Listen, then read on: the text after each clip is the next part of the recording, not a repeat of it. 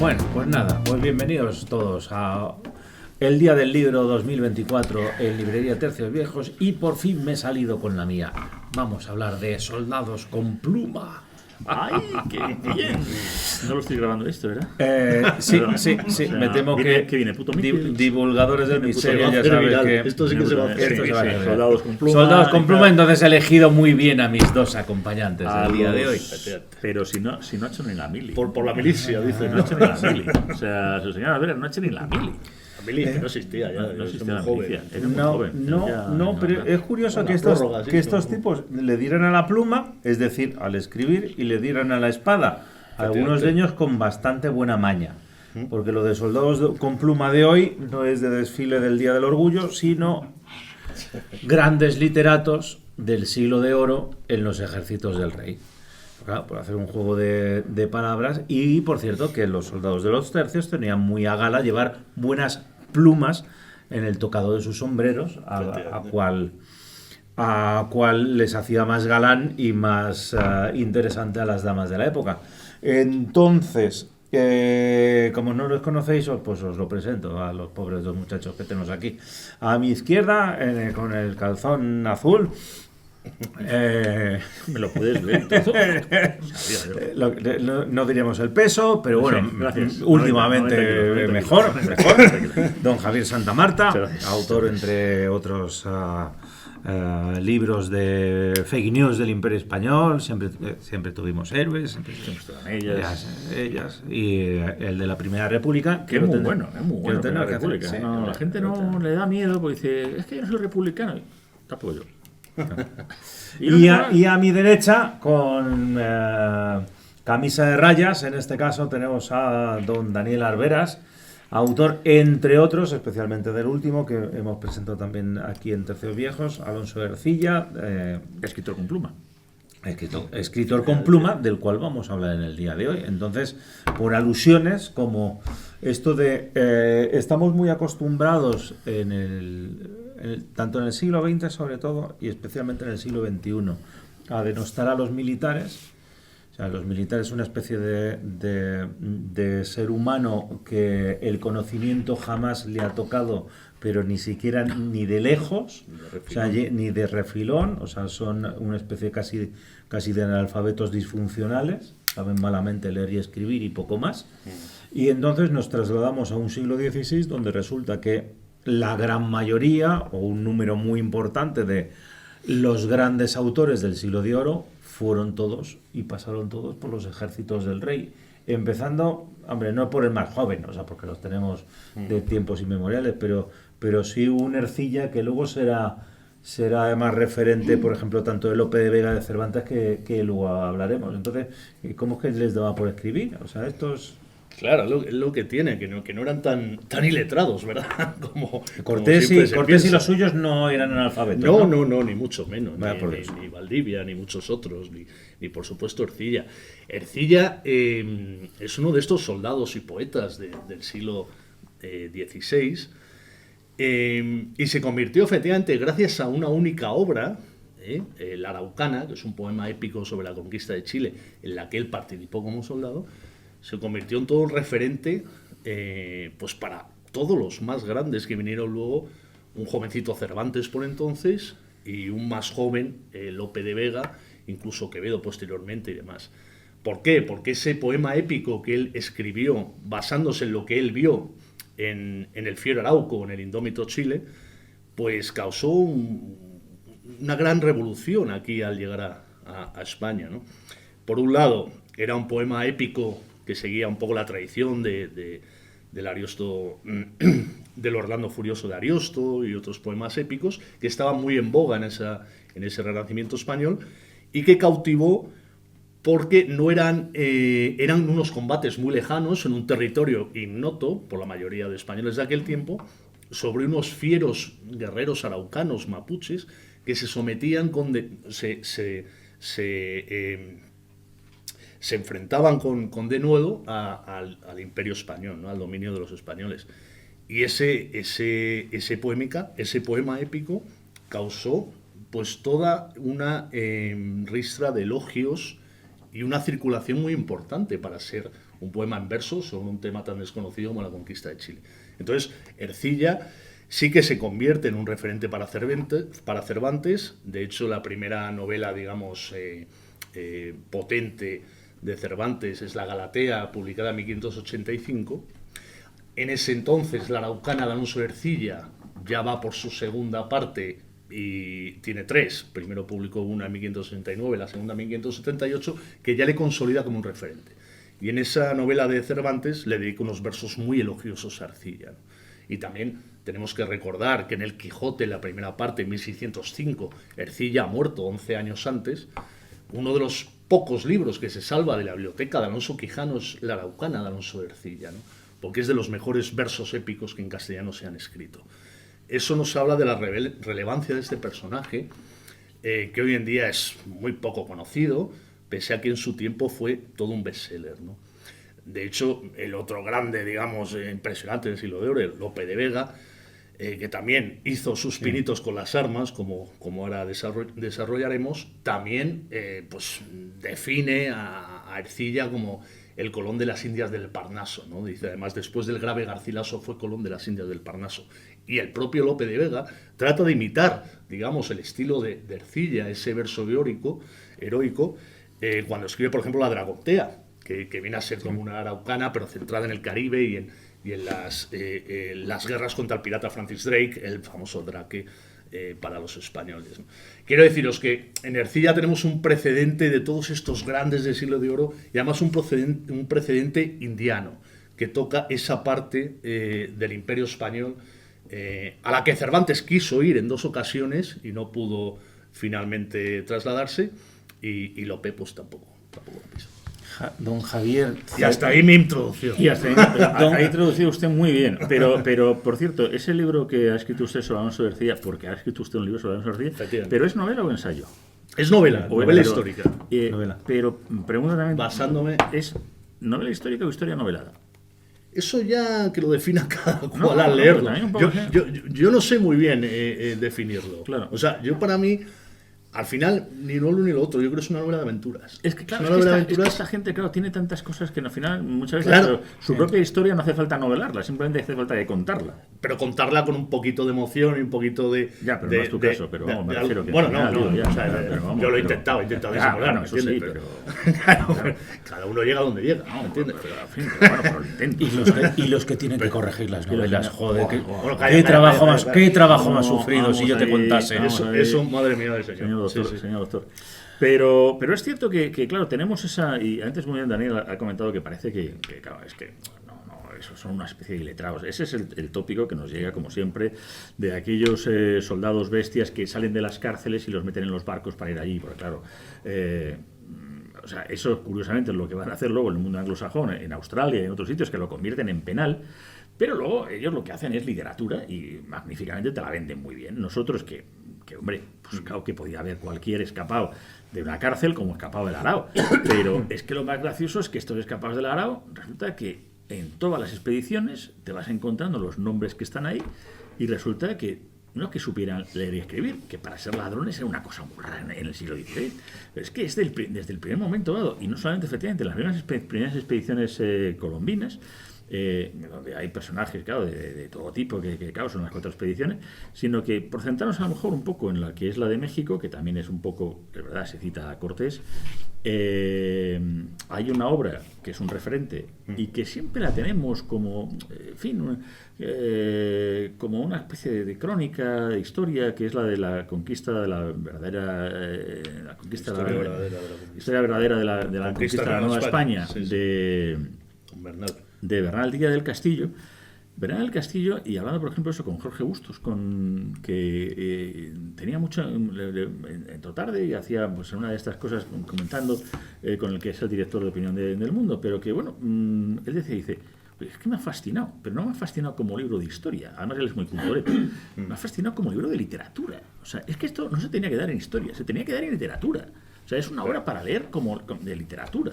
O Porque, claro, no nos damos cuenta del nivel que tenía esta gente, y para darnos una cuenta es que cuando ellos van poniendo y nominando lugares a la medida que van poniendo los mapas y van, vamos ahí todo ese mapa que tenemos de la monarquía hispánica, pues tienen dos libros básicos, un libro, por decirlo así, clásico, por decirlo así, que es la Biblia. Claro, la Biblia cómo no va a estar ahí. Y de hecho por eso dicen, esto van a ser las islas, decía el rey Salomón, ¿no? Pues eso, las islas del rey Salomón, los Solomon Islands, algo le llamamos. Que coño, si de eso lo han puesto los españoles. Pero bueno, todo ese tipo de cosas, bueno, pues se utilizaba. Pero, ¿qué era con la mayoría de los nombres que se ponían? Los libros de caballerías. Los libros que ha ido citando también Diana y muchos otros, porque eran los bestsellers de la época. O sea, eran los Pérez Reverte que les gustaban y tal, los tiraban los blatos, porque es que eso era estaba tan de moda, y ya estaba tan de moda que, para que hagamos unas ideas, Felipe II, cuando era joven príncipe, hay una cosa que le gustaba mucho, que era jugar a rol. Él hacía partidas de rol. ¿Qué creéis? ¿Que el Dungeons and Dragons lo habéis inventado vosotros? No. O sea, y entonces, ¿qué hacía? Que se basaba los estos en los libros de caballería. Uno de ellos era el tirano, uno de los de ellos y tal. Y entonces se basaban y hacían partidas de rol. O sea, cuando llegan, por ejemplo, a México, vamos, digo, por conquista clásica, en donde ya nos cargamos unos 40 millones yo qué sé, como poco, más o menos, ya de primera, ¿no? Nada más llegar en 1519.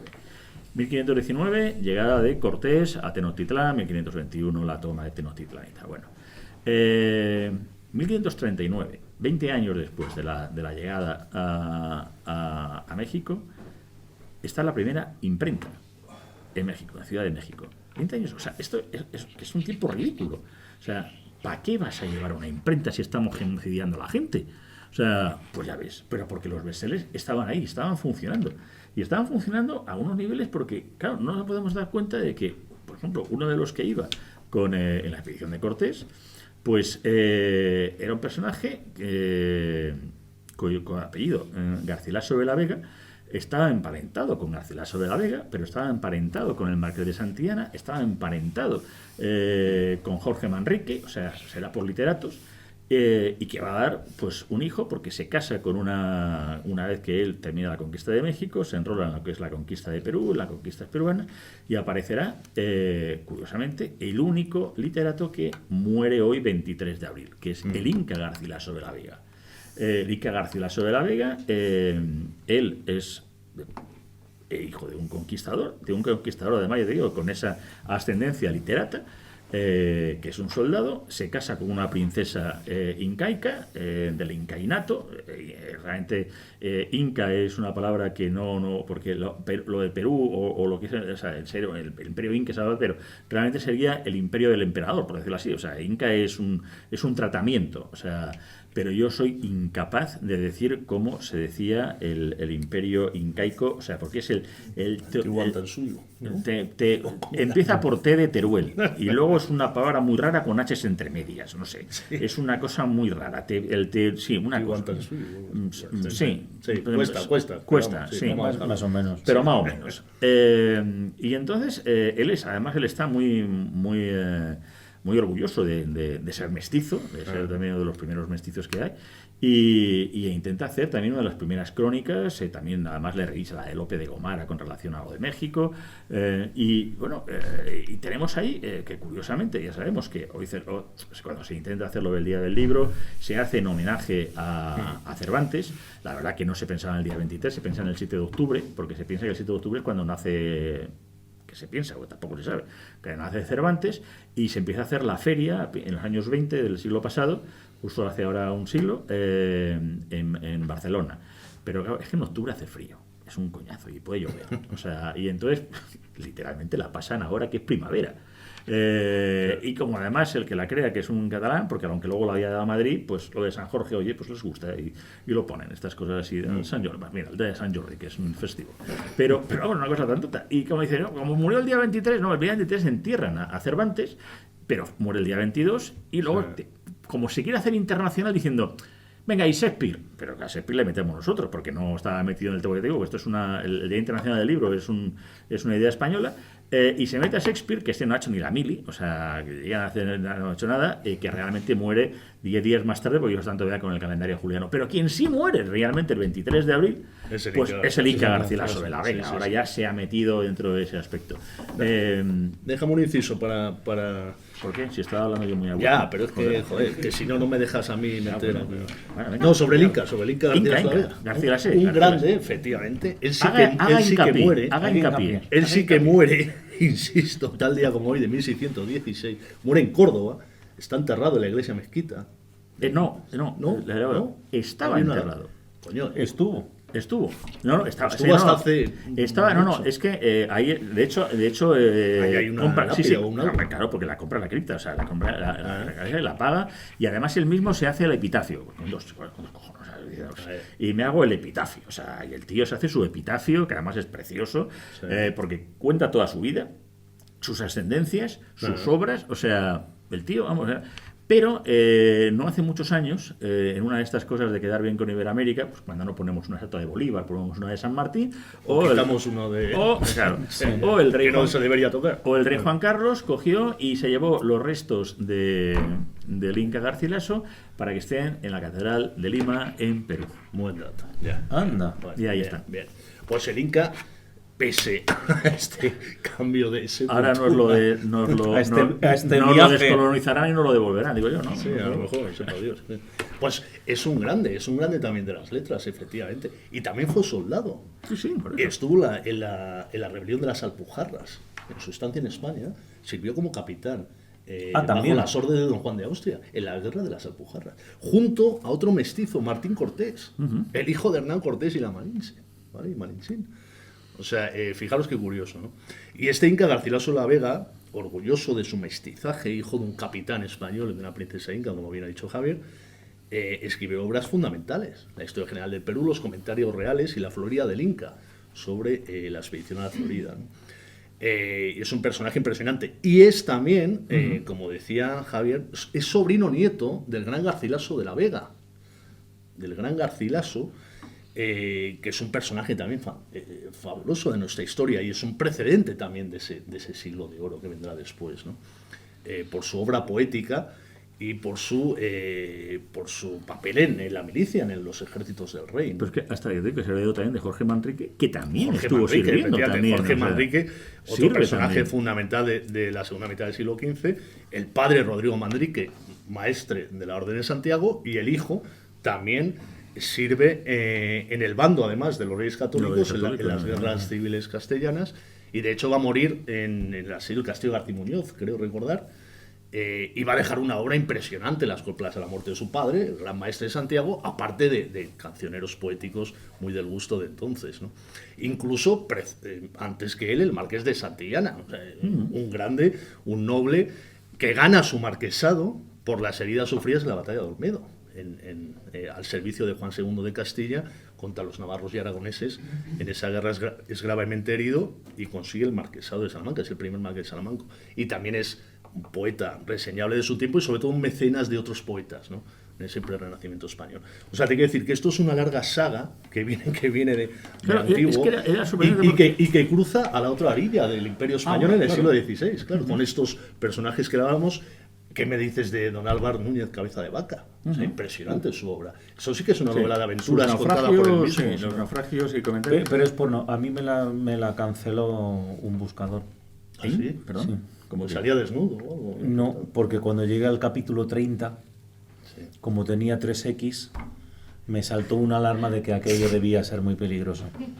El tema de los números romanos, ¿no? Que los han quitado o los van a quitar o algo, ¿no? Bueno, Sí, se al entiende. final, es sí, muy es que difícil. estamos, o sea, Sí, Dios sí, santo, son de estas madre cosas del amor muy... hermoso. Imagínate un cabeza de vaca corriendo en porretas por allí.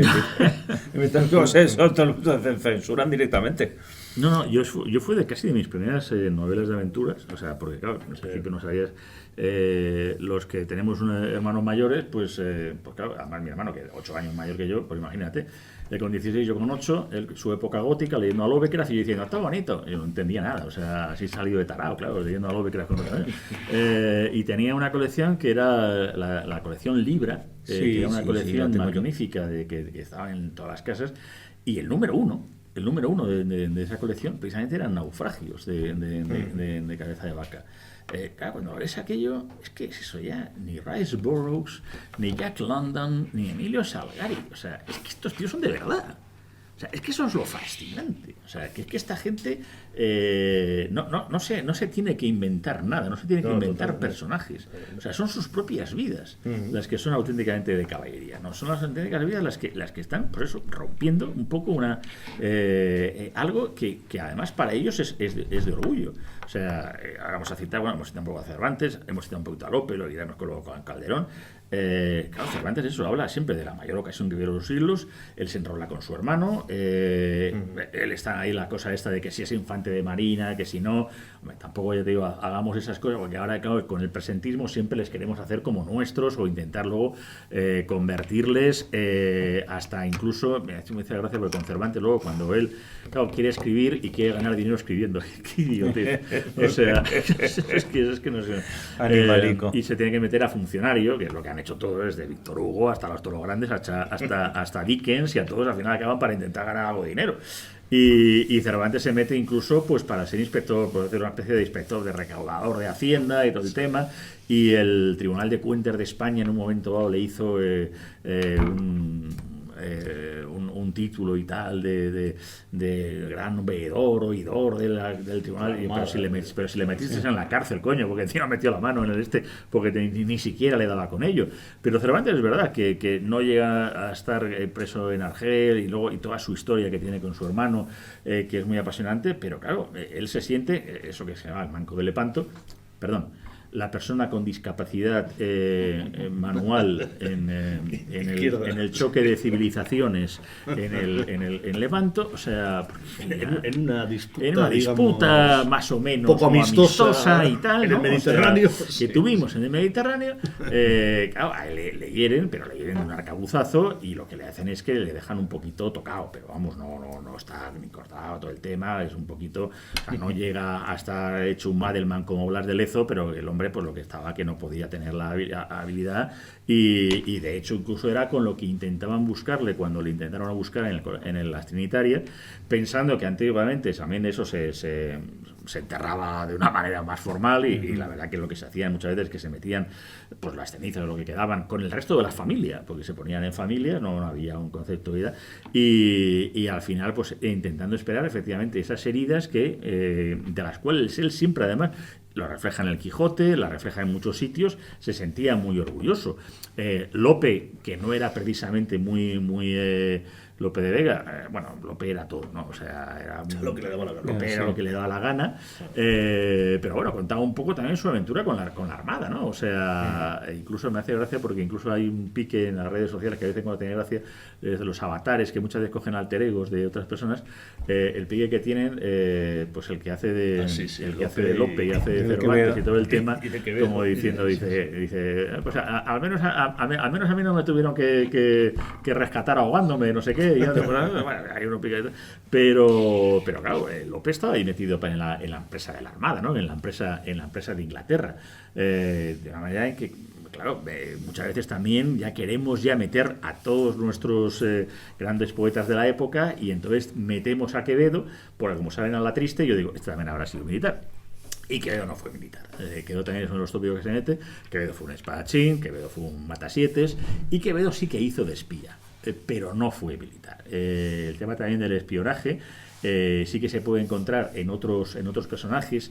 Hay un autor, me vais a perdonar porque ahí necesito la chuleta, porque además fue un tío muy interesante, si luego soy capaz de encontrarlo, porque este tío fue un manchego que además hace toda una obra de la época de lo que era el tema de Flandes, que fue pero agua, nada más. ¿Pero por qué? O sea, no sé, o sea, es que vamos, así no vamos a ver.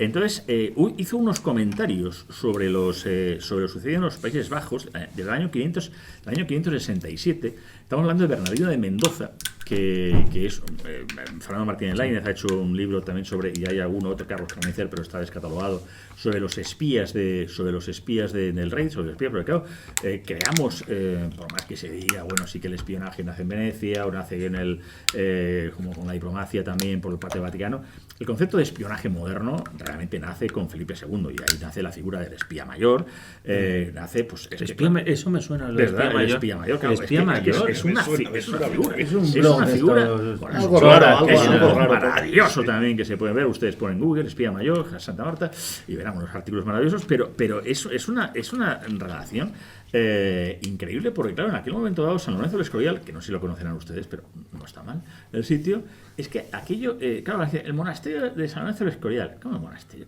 Eso que es un cenobio con 3 monjes ahí cantando el tema, pero si eso es el Washington del siglo XVI.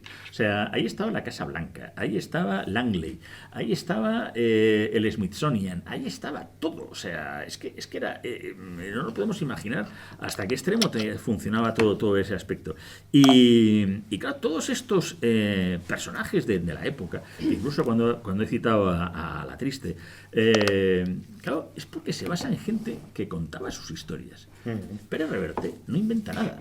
Lo que pasa es que a Pérez Reverte yo creo que hay que agradecerle que gracias a él se ha puesto de moda algo que, lo siento, mucho Julio Albi, mucho Fernando Martínez Lainez o mucho Martínez de Toca, pero esto lo el gran público. Pero el gran público no llegaba. Y cuando recupera y hace La Triste, nos guste o no nos guste, sea negro legendario, no es negro legendario. ¿Alejandro Dumas es negro legendario en Francia? ¿Le considera a alguien negro legendario? No. Pues es un negro legendario. Porque, vamos a ver, pone a Richelieu, que es el gran patriota de Francia, como el más malvado, o sea, es el malo por excelencia, en una saga que es la de los 3 mosqueteros, en donde se basa en que los guardias del rey son unos traidores al propio rey, porque se dedican no solamente a ir contra el propio rey, sino a intentar tapar el adulterio de la reina, que es española, que se lía con el inglés, que es el enemigo. Y esos son los buenos, joder, con los buenos, pues menos los malos. O sea, pero... ¿Alguien dice que Alejandro Dumas es negro legendario? No. ¿Por qué decimos que Pérez Reverte, que es un novelista, es negro legendario? ¿Estamos tontos? O sea, pues gracias a eso hemos hecho más que en lo que se basa, que es la figura de Alonso de Contreras. Alonso de Contreras, que es incluso un corsario. Alonso de Contreras luego acaba viviendo en la calle Coloreros con San Ginés, en calle Mayor con Arenal, y ahí está. Y la vida de Alonso de Contreras, que incluso se sacó un cómic también, no sé si fue Despertaferro, que también lo sacaron un poco también, pero no acaba de cuajar. Es verdad que él no escribe tan bien, no tiene una prosa tan interesante, pero vamos, que está, y es en lo que se basa. Es que en los archivos hay un montón sobre todo de capitanes en adelante, que para justificar el que una vez cumplida mi edad militar pido un servicio especial al rey de una renta tal, y tienes que relatar y tienes que adornarte bastante en qué es lo que has hecho a lo largo de tu vida como soldado, como capitán. Vamos, la de Alonso Contreras es una que está sin acabar. Es una lástima. Nos falta la parte final de lo que sería su vida. Pero es uno de los tantísimos expedientes que tienes por allí, que tienes que usar, unos mejor escritos, otros peor escritos. Cuando tienes soldados, hay un relato de un soldado, en este caso es de un suizo, de un Lansquenet, de su participación en la conquista de Túnez en 1535. Entonces, claro, la forma que tiene de escribir, de expresarse, pues es bastante de andar por casa.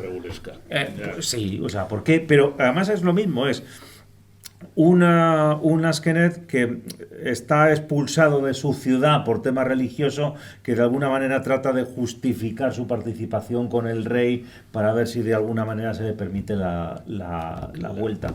En general, los grandes literatos en su paso por la milicia, luego lo que escriben, que sencillamente es una experiencia, una historia novelada, una justificación de lo que han hecho, de lo que estamos acostumbrados luego de un montón de generales que escriben sus memorias. Claro.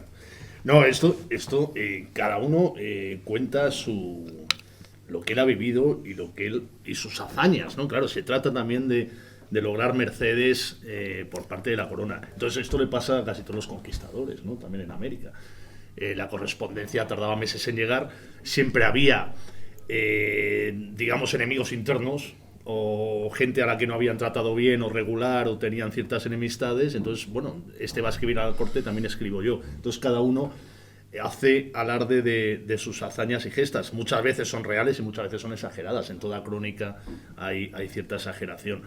Pero son testimonios de primer orden, o sea, son fuentes primarias que hay que tomarlas con la importancia que tienen, sabiendo valorar también el momento en el que lo escribe, quienes están escribiendo otra cosa diferente y demás, ¿no? Pero es una muestra más de que muchos, sobre todo refiriéndome al Nuevo Mundo, muchos de los que cruzaron el océano a vivir aventuras y demás, no eran esa panda de analfabetos, salvajes, sedientos de oro y poco más. O sea, el ejemplo de Alonso de Ercilla, él es un cortesano. O sea, es que él es paje del príncipe Felipe, del futuro Felipe II. Y lleva una vida placentera. Un cortesano en 1550, al servicio del príncipe Felipe, tenía una vida regalada, entre comillas, ¿no? Y una formación humanística superior a la media. Y él, cuando oye hablar de lo que está ocurriendo en Chile, en el lejano Chile, en el exótico Chile, que acaban de masacrar a Pedro de Valdivia, el gobernador y capitán general de aquellas tierras, que se están perdiendo todas las conquistas, todas las ciudades de ese territorio, decide enrolarse en esa armada. Un pequeño inciso. Y no le envían ni un tuit, ni lo ve en la tele, ni en las redes sociales, sino que se lo escriben a su vez y se lo relatan los que allí están. Totalmente, no, se lo relata el segundo de Valdivia, que está en la corte informando de lo que ha acaecido en Chile, ¿no? De la gran derrota sufrida. Y claro, el príncipe Felipe se queda un poco alucinado y dice, pero tú qué quieres, Ercilla, ¿quieres ir a Chile? Pero ¿a santo de qué, no? Pero no hay lugar más peligroso ahora mismo que el sur de Chile. Pero son esas ansias de aventura, de gloria, de dejar memoria y fama de mí, que escribía el propio Pedro de Valdivia en una de sus cartas, lo que les impulsaba a ir adelante. Es ese plus ultra también de esa época española, ¿no? De ese imperio que se expande y que no tiene límites. Y un joven Ercilla con 21 años que ha llevado una vida, pues digamos, acomodada, que ha recibido enseñanzas de los mejores humanistas de su tiempo, que ha leído a los clásicos y demás, decide probar suerte con la espada. O sea, hasta ese momento no es un soldado, habrá recibido seguro nociones de esgrima, pero el espíritu caballeresco el propio Inca Garcilaso, que tiene familia en Montilla, vamos, que viene claro, sí, viene a y España. Que luego llega un momento dado, ¿no? Una vez que se retira, pero que no tiene una necesidad de decir, no, es que es un segundo, no, efectivamente. Para nada, o sea, pero quiere servir a su rey pues en la milicia. Sí, se va con Juan de Austria en este claro, caso, claro, pero... y en este caso Ercilla le llama tanto la atención ese destino tan lejano. Tiene ganas de cruzar el océano, como tantos otros. Ha escuchado muchas historias. La conquista de México ya ha ocurrido, la del Perú también. Pero el Perú está revuelto y Chile aún más. Es un territorio todavía por dominar del todo. Y ahí va Ercilla.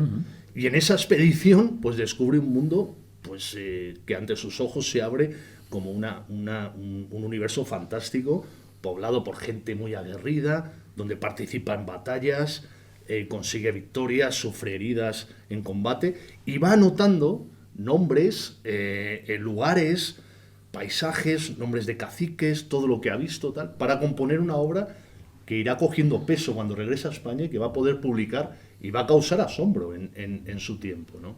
Y tanto es así que lo que decía antes, que el propio Cervantes o Lope, que serán los más grandes de ese siglo de oro, van a nombrar a Ercilla y van a admirar esos versos que él plasma a la araucana, ¿no? Javier, lo de los dos, combinar los dos mundos, la pluma y la espada, es algo del siglo de oro. Alfonso X el Sabio es sencillamente un antecedente porque era un rey y de repente llegó por allí y entonces sí era muy culto. La Edad Media es tan oscura como nos la cuentan, o tenemos algún tipo de antecedente. Es evidente que ya hemos citado un poco lo que es el propio Garcilaso, pero Jorge Manrique también está ahí, pero es que no se puede entender también el nacimiento un poco de los mitos fundacionales de lo que es España con lo que es el Cid. Y el Cid no surge de la nada, o sea, y el Cid es un mito heroico, pero que claro, lo que es también todavía, hasta el lenguaje que se puede expresar, pensamos que el Cid estamos hablando del año 1000, todavía el castellano y lo que se está entendiendo un poco lo que es el acceso a a un desarrollo que va a ser exponencial. Esto es el tema de los libros. O sea, verdad que yo no sé, es que no quiero decir una cifra, claro, cuando se habla de la cifra que tenía Isabel la Católica, que ya es el momento del Renacimiento, estamos todavía hablando de un momento dado preimprenta. O sea, la imprenta, claro, hace que ya... Bueno, había, no sé si era un chiste de Mingote, una cosa así que era maravilloso. Se veía, pues había uno que se acercaba a uno de los monjes copistas y decía, este es nuestro creador de bestseller. Ya en 10 años ya ha hecho 3 copias. O sea, claro, es que los libros eran lo que eran. O sea, tener 500, me parece que 500 ejemplares. 400, que eran 500 ejemplares. Los tenías, eso era una animalada. Es que eran todos manuales, que no había otra manera. O sea, no, todos esos son los que se llaman incunables porque son previamente a la imprenta. A la hora de llevar a cabo, y por eso hay... Había impresos incunables. Incunables, bueno, sí, pero claro, o sea, de la primera imprenta. De la ¿no? primera O sea, imprenta que se tercio, hace del tipo, o sea... Y también la mayoría de manuscritos y algunos... Que además, claro, muchos están ahí en la Biblioteca Nacional, que por cierto, dentro de nada hay una visita. Cuéntanos también de esa visita. El sábado que viene hacen jornada de puertas abiertas y hacen visitas a partir de las 9 de la mañana, creo, en la Biblioteca Nacional. Yo lo recomiendo porque guías funcionarios de la propia biblioteca enseñan espacios que rara vez se visitan. Incluso van a mostrar ejemplares de sus fondos impresionantes. La primera edición de Quijote la van a sacar, de la Cámara Acorazada, las Cantigas de Santa María y algún ejemplar más. Pero claro, lo único es que no se puede hacer reserva online, ya os lo digo, no lo busquéis. Tenéis que ir a la escalinata monumental donde está Lope, está Cervantes, está San Isidoro y demás, y hacer cola a partir de las 8 o 9 de la mañana, creo que es. Y es una visita impresionante. ¿Sí? Entonces, claro, por eso de pronto se convierte tan exponencial el hecho de encontrarnos algunos autores previos en una época que la Edad Media no es en sí ni oscura, ni sucia, ni guarra. Lo que pasa es que, bueno, eso también el siglo XIX marca mucho toda una visión que queremos, sobre todo también porque lo mismo que en el Renacimiento, cualquier época siempre quiere basar su existencia sobre lo mejor, lo bueno que son con relación a los otros, ¿no? O sea, es un tipo de... No tiene más que ver las catedrales, ¿no? Qué cositas claro, más.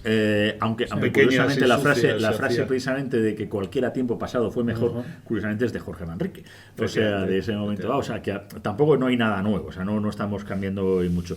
Pero lo que permite es eso, que se convierta en algo en el que, vamos a ver, los escritores surgen de los lectores. Esto parece una tontería o una cosa muy obvia, pero un escritor no puede ser si no ha sido lector.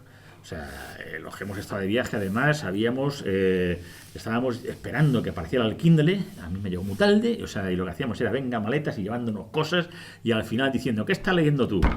Pues venga, yo qué sé, o sea... Pero porque quería, claro, entre los que habíamos todo el tema, veía, viajaba y te acabas leyendo cualquier cosa, porque pero de ahí, claro, cuando surge la imprenta, cuando se van llevando a América y cuando se llevan, claro, una de las cosas que se llevan y que se han encontrado además en los zurrones de todos los soldados eran eso, las novelas de época. Y entonces esto lo he contado, o sea, esto me lo han contado, yo he querido vivirlo, o sea, he querido vivir esa sensación y ahora la quiero yo contar. Es verdad que hay exageración. Es normal, o sea, tampoco es una cosa. Ahora tenemos una obra, que es verdad que luego lo vende mucho mejor, como siempre, el extranjero, Los viajes de Marco Polo. Esa obra no se llamó Los viajes de Marco Polo. Cuando sale publicado, sale como Imiglione, esto es, diríamos, una traducción como libro del exagerado, diciendo, este tío se ha pegado una pasada, una frenada, ¿qué está contando este tío? Esto se lo ha inventado, o sea, era una cosa casi como diciendo, esto es un libro de fantasía, esto era el Señor de los Anillos de la época, diciendo, y además ya te digo, le llamaban esto, era una cosa que no le daban ni valor, bueno, y de hecho todavía hoy en día no se sabe cuánto hay de verdad y cuánto efectivamente de exageración del viaje de Marco Polo. Hay una crónica previa también, que es la de Ruy González de Clavijo, que es la embajada a Tamorlán, al Tamorlán, a Samarcanda, en donde es verdad que él hace ahí también una exageración, pero porque, claro, llega ahí a Samarcanda, joder, la villa de Juan III de Madrid, que éramos un poquillo, todavía no éramos capital, éramos una mierdecilla. O sea, este hombre que además nacido en la Plaza de la Cebada, tenía ahí la casa, que ahí todavía se puede ver su placa. Y entonces, claro, llega ahí, ve todo aquello y diciendo, yo aquí de embajada, Y el tío le salió también una literata y le contaba y tal, y entonces decía, bueno, yo es que vengo de una ciudad donde las murallas son de fuego y donde los alcaldes están muertos y por las puertas cerradas entra la gente. Y empezó a contar una cosa diciendo, esto es una fantasía casi oriental. Claro, el tío era muy hábil porque decía diciendo, no quiso contar ninguna mentira, diciendo, pues tampoco quiero mentir. Y lo que contaba era aquello de aquellas murallas de pedernal que tiene Madrid, que es su lema: fui sobre agua edificada, mis muros de fuego son, porque cuando se lanza algo sobre las murallas de Madrid saltaban chispas. Se decían que estaban muertos los alcaldes porque fue a aquellos que en un momento u otro, tras una de las batallas, se les dieron por muerto y cuando paseaban por Madrid le decían, por ahí van los muertos. O sea, y era un mote que se tenía como el que luego que se tenía a los gatos, o como que efectivamente pasaban por la puerta cerrada, entonces sus puertas estaban cerradas, son puertas.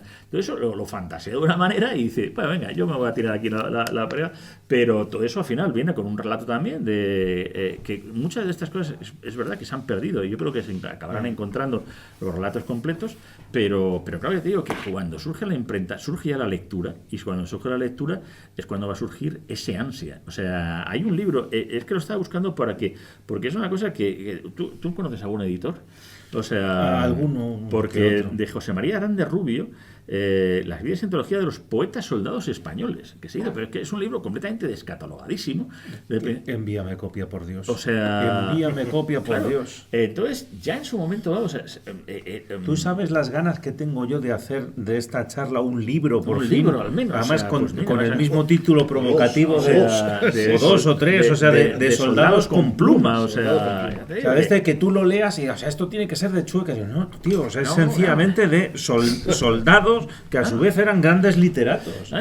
Y claro, el siglo de oro, ¿por qué es el más bestia? Coño, porque el siglo de oro es también donde, pues en Francia tienen en otros países, en Inglaterra tienen a Shakespeare y a Marlowe, que no sé si es el mismo, y nosotros tenemos Calderón, Tirso, Lope, y tal. Es una animalada.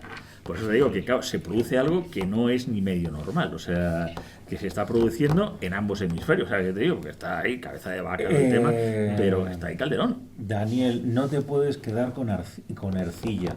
Y nos hemos saltado de momento a uno, para mi gusto, importante y cada vez más desconocido, que es Lope. Hombre, Lope. Es que Lope, todo lo que podamos decir de Lope va a ser muy poco. Va a ser muy poco para la monstruosidad del personaje, ¿no? Del personaje histórico, que podía ser lo que le dio la gana, y fue lo que le dio la gana, o sea, fue de todo. Fue pero poeta, esta gente era más soldado, escritor, lo que le daba la gana o según terciaba el momento. López sobre todo fue un genial poeta, un inventor de historias, ¿no? Familiar, de comedias, familiar de la Inquisición y todo. y todo, o sea, por eso lo que le daba la gana. Y la milicia es verdad que sí que tuvo un par de episodios que él cuenta. Él incluso cuenta que estuvo en Lisboa también en las jornadas de las terceras y tal, que no está muy claro. Y sí que se embarcó en la Gran Armada, aparece en el Galeón San Juan, después regresó. Pero esas escapadas, digamos, a la milicia, en su caso, escapaba de algún amor deshonrado, o de algún marido celoso, o de algún padre quejoso de sus aventuras con su hija, ¿no? Así parece que sucedió, ¿no? De hecho, fue desterrado también de Madrid a Valencia unos años. En fin, Lope era un genio y, bueno, tenía una vida, digamos, la que él quería tener, y a veces eso le llevaba a complicaciones diversas, ¿no? Pero tenía el genio metido en el cerebro y también probó la aventura de las armas, sea por las circunstancias que fueran, pero sobre todo él fue el gran poeta, el gran hacedor de comedias y el gran genio de este siglo de oro, ¿no? Eso es así. Javier, aquí nos estamos dejando en el tintero, nunca mejor dicho. Pues en el tintero digo que sobre todo un Calderón de la Barca, Calderón, o sea, igual. Calderón también. Calderón también. Sí, es que eran todos. Sí, de ahí, sí, porque hasta Fray Bella de Gomara, ya digo, menos Tirso, que era más megapilas, que era un poquito así todo el tema, pero Calderón además va a acabar, y ya digo, la tengo aquí preparado porque sí me gustaría. Yo creo que hay que, no sé como colofón, pero que hay que leer ese poema que se ha convertido en algo más, o sea, ya para el ejército, pues se ha convertido en más que un lema. Y yo he visto que muchos cuarteles, incluso con antigüedad, ya los tenían, o al menos algunos de sus poetas, perdón, de esos versos de ese poema ya estaban puestos o estaban incluso en los cuarteles, por ejemplo, que están en el cuartel del Rey del Inmemorial, lo están porque refleja algo que lo que sorprende es eso, que es una experiencia que luego, a lo mejor posteriormente, en cada 30 años o en situaciones que luego van a ser terribles, pues van a surgir otro tipo de cuadros, no sé, como lo que va a surgir de literatura centroeuropea, como la de Simplicius Simplicissimus, o la del tema, pero es a la contra, ¿no? Casi es antimilitarista, es una... sorprende que, pese a que tampoco a lo mejor han podido tener un reconocimiento por parte de la milicia en su momento dado, o sea, que lo pasaron mal, pero yo creo que tenía muy asumido que era su vida, era la vida, y la vida era cambiante, y entonces hacían una especie de, como yo creo que de servicio militar, muy al estilo casi como el Imperio Romano, tenías el servicio y todo el tema, y luego pasaban a otra cosa, hasta que ya no podías más, había que tener más suerte, menos suerte. Te digo que aquí incluso, pues Cervantes se libra de la cautividad gracias a los padres mercedarios, que sigue manteniendo incluso una tradición hasta con el tema de los presos o los apresados, y que son una especie de antecedente del Comité Internacional de la Cruz Roja, porque tenían esa capacidad de poder ir ahí a ver a los presos que habían sido, negociar el tema de su repatriación de una manera muy, muy curiosa, y bueno, y se conoce incluso el nombre y apellido del padre mercedario que intercede y que es el capaz, el que luego traer a Cervantes aquí. Pero claro, Calderón, pues pasa lo mismo. Calderón de la Barca, que yo creo que incluso igual, en lo que es... Lope es una mala bestia escribiendo, pero yo que Calderón también incluso yo creo que supera a Shakespeare en el teatro en muchos aspectos. Es que verdad que luego no hemos sabido... Shakespeare, por ejemplo, parece ser que no se llegaron a conocer nunca con Cervantes, pero sí que ya se ha descubierto que muchas de las obras de Cervantes ya se leían en Londres, había ya traducciones, y muchos de los aspectos de lo que escriben en Cervantes están luego en posteriores escritos de Shakespeare, curiosamente. Es lo que se llama homenajes del momento, pero estaba ahí. Y claro, Calderón, es que simplemente sus palabras ya indica lo que fue un poco su historia. Me permitís, porque es que no se me hacen los dedos huéspedes, o sea... Sea pues. ¿No os ponéis música ni nada? No, joder, de verdad. Es que luego le vamos a pedir le vamos a pedir. Luego ya sabéis que afortunadamente Divulgadores del Misterio lo va a editar y le va a poner una música preciosa. Perfecto. Para que esto, cuando lo subamos ponla de Gladiator, a redes sociales y demás, tenga una carga. Ese ejército que ves, vago al hielo y al calor, la república mejor y más política es del mundo, en que nadie espere que ser preferido pueda por la nobleza que hereda, sino por la que él adquiere. Porque aquí a la sangre excede el lugar que uno se hace, y sin mirar cómo nace, se mira cómo procede. Aquí la necesidad no es infamia, y si es honrado, pobre y desnudo, un soldado tiene mayor calidad que el más galán y lucido. Porque aquí, a lo que sospecho, no adorna el vestido al pecho, que el pecho adorna al vestido. Y así, de modestia llenos, a los más viejos verás tratando de ser lo más y de parecer lo menos. Aquí la más principal hazaña es obedecer, y el modo como ha de ser es ni pedir ni rehusar. Aquí, en fin, la cortesía, el buen trato, la verdad, la fineza, la lealtad, el honor, la bizarría, el crédito, la opinión, la constancia, la paciencia, la humildad y la obediencia, fama, honor y vida son caudal de pobres soldados, que en buena o mala fortuna la milicia no es más que una religión de hombres honrados. Si es que me emocionaba yo mismo. Si es que yo estaba leyendo, o sea, y yo decía... Coño, qué bien, qué bien escribe el soldadito este. Qué bien escribe este tío. En fin, pues yo creo que en este momento es el punto culminante para que por lo menos terminemos nosotros el diálogo a tres y abramos la parte de ruegos, preguntas, sugerencias, peticiones, insultos, comentarios. Ahora es el momento, estáis a... Pero si no os preguntaré... vaya levantando la mano, pero no todos al mismo tiempo, porque si no esto luego... Si no os preguntaré directamente. Sí, bien. La juventud. Divino tesoro, te vas para no volver jamás. ¿De dónde surge la idea de escribir a Alonso? O sea, ¿por qué Alonso y no Lope? ¿O por qué Alonso y no... ¡Hala! Venga, baila. Pues mira, porque a mí siempre me ha interesado en mis libros anteriores, sobre todo, lo mal que se ha contado la presencia española en el Nuevo Mundo, ¿no? Desde su propio descubrimiento y la posterior conquista de aquel territorio y el asentamiento durante 3 siglos en América, ¿no? Y entonces siempre me ha gustado rescatar a personajes muy importantes entonces y que hoy yacen un poco en el Conquistadores olvidados. Efectivamente. Conquistadores olvidados, que es un libro de Daniel. Conquistadores olvidados, donde cuento en 22 capítulos diferentes personajes. Uno de ellos era Ercilla, pero Ercilla lo tenía yo ya en mi cerebro de hace tiempo, porque me parecía que merecía un libro propio. Precisamente por ser un personaje un poco orillado por la historia, pero en el Siglo de Oro ser todo un referente para estos grandes como Cervantes y Lope, ¿no? Y todo lo que vivió, tuvo una vida de aventura, viajó desde muy joven por toda Europa, como paje del príncipe Felipe, o sea, recorrió todos los territorios y estados del padre de Felipe, del emperador Carlos.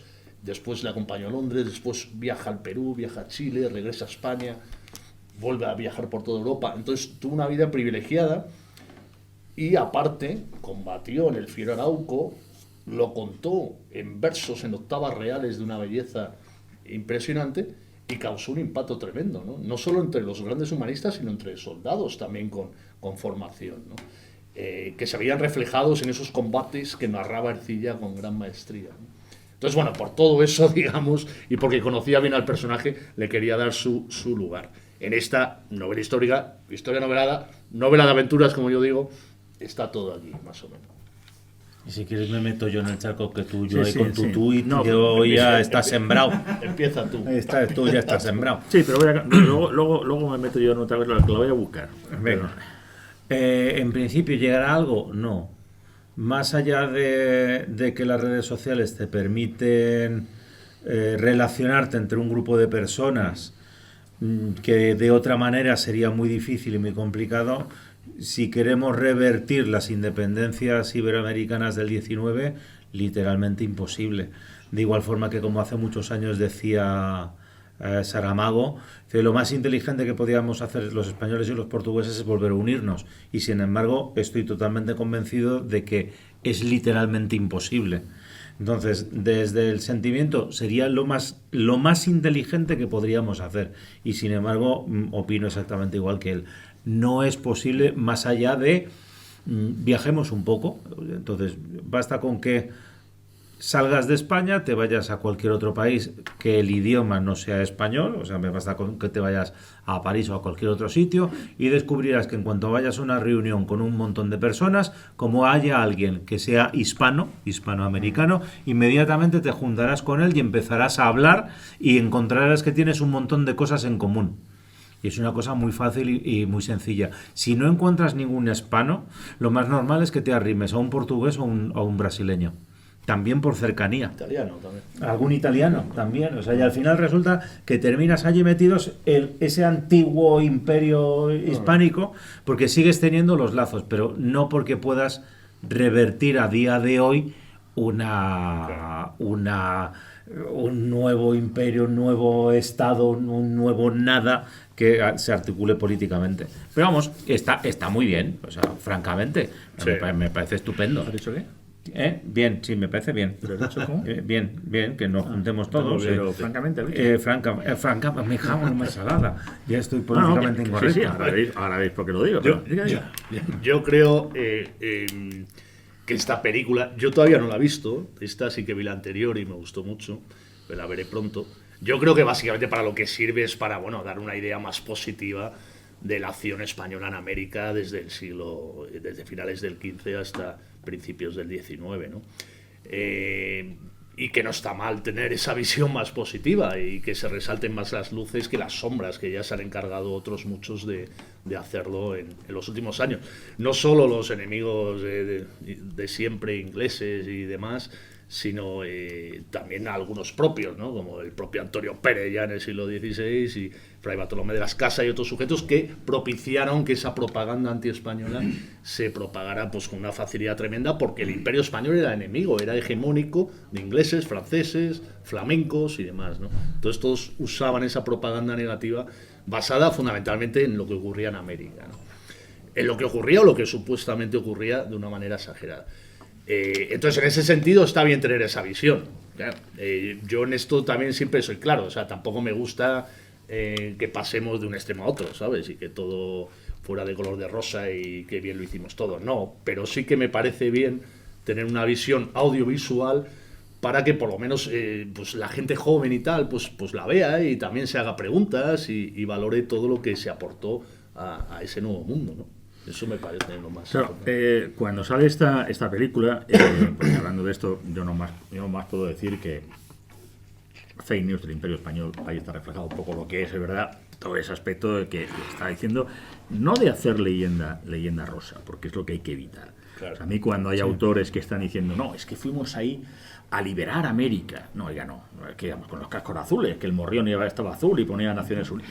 No, puñete, o sea, íbamos ahí a por el oro, a por la plata, o sea, por especies, a por la gloria, e hicimos la conquista como se tienen que hacer, a sangre y fuego, como que como tiene que hacer. O sea, es que es absurdo, o sea, hacer presentismo e ir jugando. Es que ahí había canibalismo, ya, y aquí matábamos a gente. O sea, es que, vamos a ver, que no podemos jugar a eso, y es absurdo. Pero lo importante no es ni siquiera cómo se produce la conquista, o que nos va a llevar, podemos gustar más si el jus in bello, el jus ad bellum, no, es luego lo que se va a producir y lo que viene, y hay que ponerlo en un valor. O sea, porque digo, ¿en qué sitio de pronto no solamente te quedas en las costas, como hacían ingleses, holandeses, portugueses, sino que creas, o sea, no quieres crear unas factorías, sino quieres crear un sistema en el que metes, en el que te introduces, en el que llegas a acuerdos con los tarascos, con los tlaxcaltecas, y sobre todo, te digo, y llevas una cosa como la imprenta.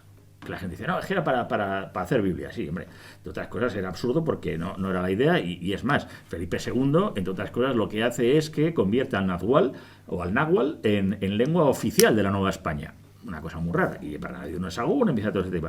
Pero claro, cuando se hace estas películas, y es verdad que yo sí soy optimista en cuanto a que esto no existía antes, lo mismo que todos estos libros, o sea, hace 8 años, hace 10, apenas hablaba de esto, y cuando la gente dice, con lo cual hay unas ganas de recuperar una historia que luego, es verdad, hay buenos historiadores, buenos divulgadores, malos, peores, como todo. Pero esto es un intento interesante, curioso. La primera globalización me parece que también la pone, y esta, pues efectivamente, es algo que ha llamado mucho la atención. Pero ha llamado tanto la atención que de pronto el periódico El País, justo la semana de que ha salido esta, Hispanoamérica, Canto de Vida y Esperanza, que es como se llama el tema. El nacionalcatolicismo a la reconquista de América. El nacionalcatolicismo. Pero dice, bueno, pero no se quedan ahí más contento que quien firma esto, que es Carlos Martín de Sou, que es un americanista que participó en el primer documental, pero en este se quedó fuera. Y no sé si es que le ha entrado un ataque de cuernos. El documental de José Luis López Linares se construye sobre las bases ideológicas creadas en su día por el franquismo. Han cantado Franco, Chupito. Entonces, claro, cuando de pronto oyes esto, y yo cuando lo vi, yo decía, y además gente decía, pero bueno, pero ¿cómo es posible que se esté diciendo estas cosas? Es que lo voy a buscar aquí más rápidamente que en el libro, porque es una cita que saco con relación a el tema de lo que estamos hablando, y a ver si soy capaz ahora mismo de buscarlo, y va a ser más rápido. Bueno, muy bien. El 12 de octubre, fiesta de la raza española. Tenemos un libro. El día 12 de octubre, fiesta de la raza española, no ha de pasar desapercibido por nuestro pueblo. Nuestras inquietudes espirituales manifiéstanse cada día con mayor fuerza. Manuel Azaña, presidente de la Segunda República, Gaceta de la República, 1938. Pues va a resultar que Azaña es franquista, coño. ¿Estamos tontos? Está claro. Publicado. aquí está, la Gaceta de la República, 1938, el que quiera se lo paso, o sea, el documento. O sea, no, Sí, dejen ustedes de ver a Franco en todo. Y de hecho lo que hoy en día aquí en España, por quedar más políticamente correcto, es el Día de la Hispanidad. O sea, surge en los años 30, finales de los 20 y sobre todo los 30, entre varios países hispanoamericanos. En Argentina, ¿no? Y lo llaman directamente el Día de la Raza. ¿Por qué? Porque se han matado con tal cariño entre ellos solos durante el último siglo que, terminada la Primera Guerra Mundial, comienzan a pensar, hombre, pues sería bien y sería bueno que esto se acabaran las guerras y empezáramos a encontrar un poco de nuestra historia común para dejar de matarnos todo el santo día. Que es una cosa también bastante interesante. Entonces, lo que pasa es que es verdad que tendríamos que hacer algo más para una unidad iberoamericana de naciones, lo que sea y tal, pero una unificación es imposible. Hay aspectos reunificanistas, se está hablando de que Puerto Rico y tal quiere ser la 18ª comunidad autónoma y tal. Se dijo de Ecuador en sus tiempos. Se dijo de Ecuador y se estuvo buscando. Con la crisis económica terrorífica de en torno al año 2000. República Dominicana, creo que también. República Dominicana fue la única que regresó. Hombre, fue un regalo envenenado. En el siglo XIX, a mediados. Porque en la etapa final del reinado de Isabel II, República Dominicana, que desde la independencia era una continua guerra civil entre las dos facciones de familias dominantes, le enviaron la solicitud al gobierno español para que fuera readmitida en España. El gobierno español de la época dijo, ni de broma, porque tenéis una guerra civil, o sea, escalofriante. Entonces hicieron trampa, entre comillas. El gobierno de la época lo que hizo fue arriar la bandera de República Dominicana, levantar la bandera española y decir que volvían a ser españoles. Entonces lo que hizo el gobierno español ante hechos consumados fue enviar unos pocos funcionarios desde la isla de Cuba, que estuvieron 4 años y a los 4 años volvieron a bajar las banderas y se volvieron a Cuba porque había vencido en la facción contraria.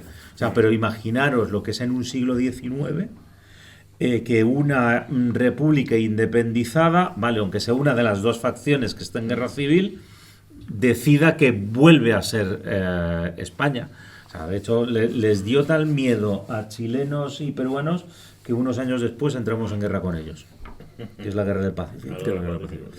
Última pregunta. Quería preguntar, la figura de Alonso de Ercilla es conocida ahí en Chile, ¿se valora o es denostado como Sí, no. a otros? Ercilla, hasta hace nada, pues yo he viajado bastantes veces por Chile y tal, tiene estatuas, tiene plazas, institutos, colegios. De hecho, versos de hecho, la portada del libro es está en el Senado, ¿no? Está en el Senado de Chile. Si no lo han quitado. No, de momento no. Pero un cuadro enorme, precioso. Y de hecho, a Ercilla se le considera el padre de la literatura chilena. Por esos versos heroicos que dedica al propio territorio chileno y a sus orgullosos habitantes. O sea, son de los versos más bonitos que se han escrito sobre los chilenos, los escribió este español, Alonso de Ercilla, en el siglo XVI. Y esos versos, hasta hace muy poco, se aprendían en las escuelas chilenas. Los chilenos pequeñitos, las chilenas, tenían que aprender esos versos. Chile, fértil provincia y derramada, la región antártica famosa, de fieras naciones respetada por fuerte, principal y valerosa. La gente que produce es tan gallarda, tan soberbia, granada y orgullosa, que no ha sido por rey jamás regida, ni a extranjero dominio sometida. Esos son los versos que aprendían todos los niños chilenos hasta hace muy poco. Y los escribió este Alonso de Ercilla, que en eso también quiso darle su valor y su reconocimiento a esos araucanos del sur de Chile que defendían pues del dominio del extranjero barbudo que venía a tomar sus tierras, ¿no? Entonces sí, Ercilla hasta hace nada, y espero que lo siga siendo, es una figura respetada en ese sentido. Sí. Pues queridos míos, sé que nos quedaríamos hasta altas horas de la madrugada, pero aquí tenemos que acabar mientras preparamos ese magnífico libro que dentro de poco publicaremos sobre soldados con pluma. Muchas gracias. Muchas gracias.